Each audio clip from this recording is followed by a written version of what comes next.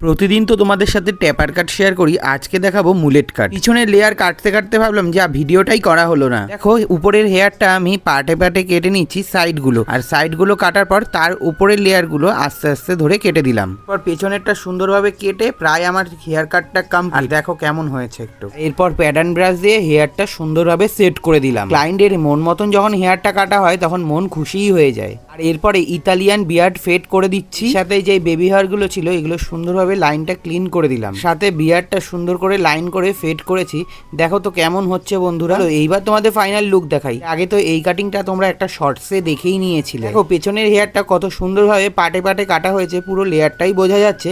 আর এই মুলেট যদি hair cut করাতে চাইছো তাহলে অবশ্যই আমার সাথে যোগাযোগ করো বন্ধুরা। সাইডটা একটু ফেড রেখে অল্প বাউন্সি লুক রেখেছিলাম, আর উপরের হেয়ারটা উলফ কাট করেছিলাম পিছনটা লেয়ারের মধ্যে। সব মিলিয়ে কিন্তু পুরো পারফেক্ট লুক। কাটিংটা কেমন লাগলো জানিও। হাই।